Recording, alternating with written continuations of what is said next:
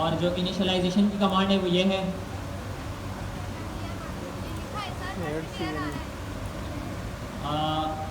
आना तो नहीं चाहिए, पर आ रहा है तो आप जो है वो वेट करें। जो पहले का आपके पास कोई एक प्रोजेक्ट बना होगा ना, उसी को कंटिन्यू कीजिएगा। कोई ना कोई एक प्रोजेक्ट आपके पास पड़ा होगा यकीनन अपने लैपटॉप के अंदर या कंप्यूटर के अंदर, तो फिर उस पर कंटिन्यू कर लीजिएगा। अगर आपको इंस्टॉलेशन में कोई एरर्स आ रहे हैं, जिसको इंस्टॉलेशन में एरर नहीं आ रहे वो इसी के साथ कंटिन्यू करें। अच्छा, ये कमांड है और ये कमांड मैंने ऑलरेडी रन कर दी है, जैसा कि यहाँ पर मुझे बता रहा है कि मेरे पास ये कंपोनेंट्स इंस्टॉल हो चुके हैं। आप भी ये काम जल्द अज जल्द कर लें।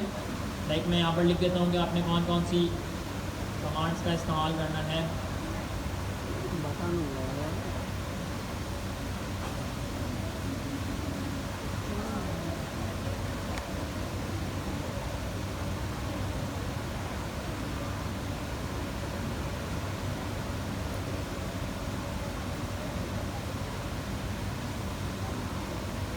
पहले एक फोल्डर बनाएं और उस फोल्डर के अंदर जो है वो ये कमांड चलाइएगा, ठीक है। और उसके बाद ये वाली कमांड चलाएं।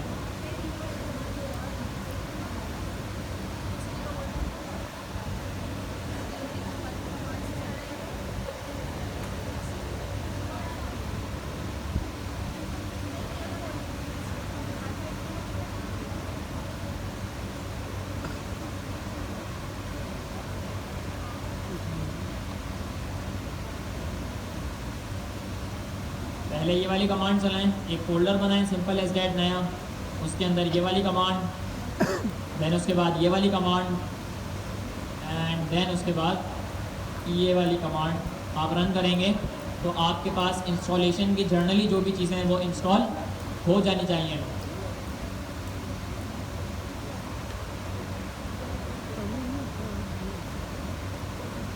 चलें, इंस्टॉल हो गया है। अब मैं सिंपल एज डैट, ठीक है, आप कर लें, कंटिन्यू करें। मैं इस प्रोजेक्ट को विजुअल स्टूडियो कोड के अंदर खोल लेता हूँ। कोड डॉट की कमांड्स हैं और ये मेरी IDE के अंदर ये प्रोजेक्ट खुल चुका है।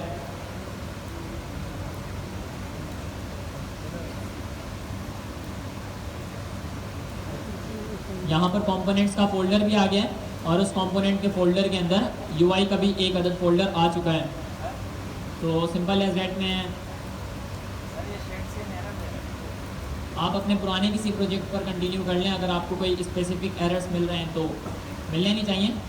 सिंपल एज डैट अगर आप इसका इस्तेमाल करते हैं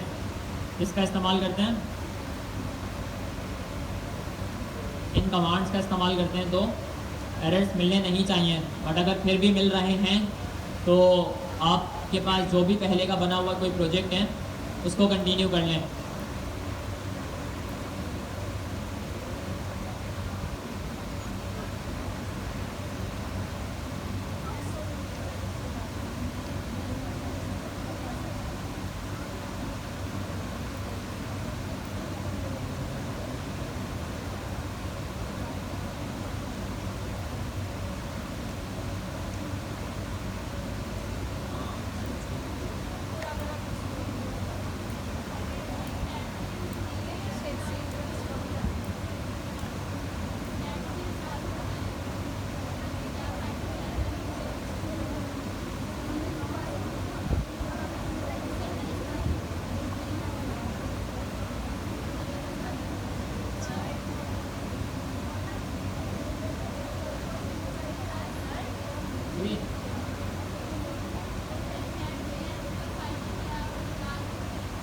देखिए, शेड सीएन का फ़ायदा ये है कि आपको बने बनाए कंपोनेंट मिल जाते हैं।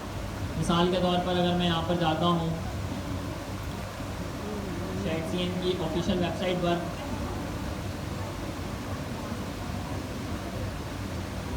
तो मुझे यहाँ पर बने बनाए कंपोनेंट मिल जाएंगे।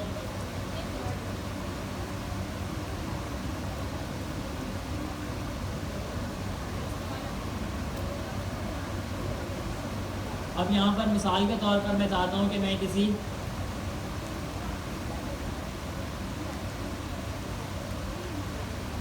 इस बटन को यूज़ करना चाहता हूँ। अब इस बटन को खुद राइट करने से बेहतर ये है कि मैं किसी का बनाया बनाया कोड इस्तेमाल कर दूँ। जब पूरी इंडस्ट्री इसका इस्तेमाल कर रही है तो भाई आपके इस्तेमाल से क्या होगा, फ़ायदा ही होगा। कर लेंगे तो आपको फ़ायदा होगा। तो सिंपल एज दैट आपने यहाँ पर आना है, इस कोड को कॉपी करेंगे तो आपका एक अदद कंपोनेंट कॉपी हो जाएगा और आप उसका इस्तेमाल कर सकते हैं।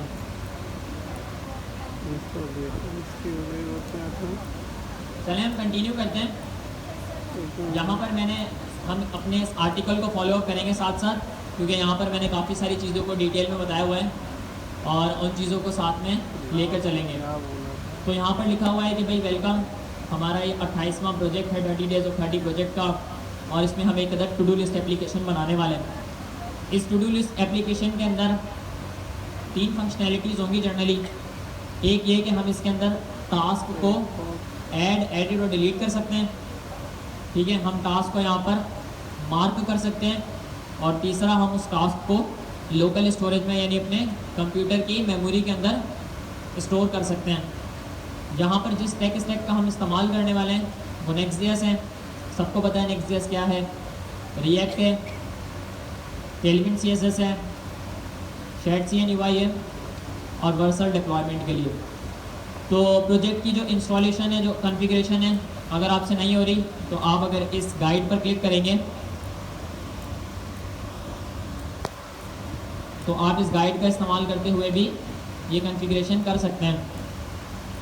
बट अभी के लिए हम एक काम करेंगे, एक अदद कंपोनेंट्स के फोल्डर के अंदर, ये रहा कंपोनेंट का फोल्डर, इसके अंदर एक अदद फाइल बनाएंगे और उस फाइल का नाम रखेंगे टू डू लिस्ट .tsx। इस फाइल का हम क्या नाम रखने वाले हैं, टू डू लिस्ट .tsx। यानी ये हमारे पास जो कंपोनेंट का फोल्डर है, इस कंपोनेंट के फोल्डर के अंदर आपने एक फ़ाइल बनानी है टू डू लिस्ट .tsx के नाम की, ठीक है। और इसके अंदर जनरली हम अपना सारा का सारा कोड लिख रहे होंगे। तो चलिए शुरू करते हैं। सबसे पहले तो हमने इस पूरे के पूरे प्रोजेक्ट को, let me show you again, मैं वापस आपको दिखा दूँ।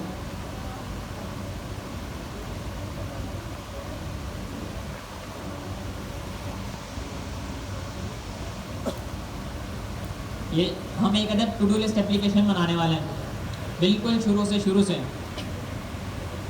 तो यहाँ पर सबसे पहले हम अपने इस प्रोजेक्ट को क्या करने वाले हैं,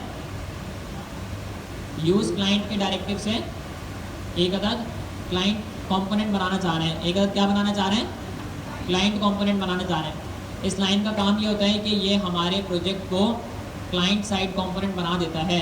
मतलब ये हमारा जो कोड है इस ब्राउज़र के ऊपर ही चलेगा और ब्राउज़र की फंक्शनैलिटीज़ का इस्तेमाल करेगा। अगर मैं यूज़ क्लाइंट को डायरेक्टिव को ना लिखूं तो मेरा ये प्रोजेक्ट सर्वर के ऊपर डिप्लॉय होगा और वहाँ से मुझे एरर्स मिलेंगे। तो उससे बचने के लिए मैं यूज़ क्लाइंट के डायरेक्टिव का इस्तेमाल करूँगा। फिर मुझे 2-4 इंपोर्ट करनी है चीज़ों को। सबसे पहले मुझे यूज़ स्टेट को इंपोर्ट करना है, ठीक है।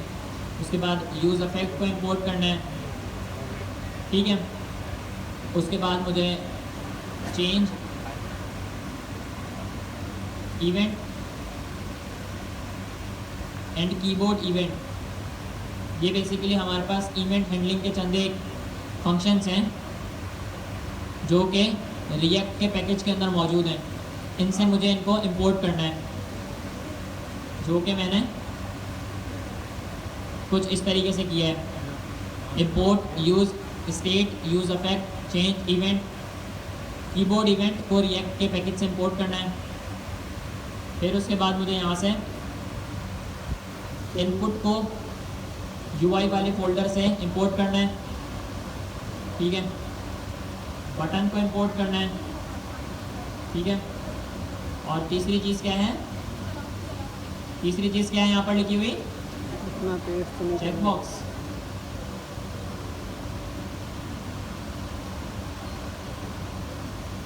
चेकबॉक्स को हमें UI वाले फोल्डर से इंपोर्ट करना है, ठीक है।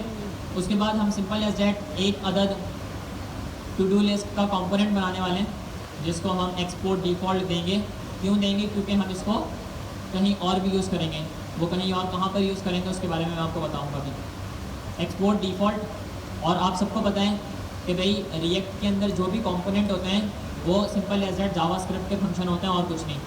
तो मैं यहाँ पर लिखूँगा फंक्शन और उस फंक्शन का नाम टू डू लिस्ट पैरेंथेसिस, उसके बाद कर्ली ब्रैकेट्स के अंदर मैं क्या लिखूँगा, अपना सारा का सारा कोड। जल्दी से यहाँ तक कोड कर लें एंड देन फिर हम कंटिन्यू करते हैं अपने इंपॉर्टेंट काम को।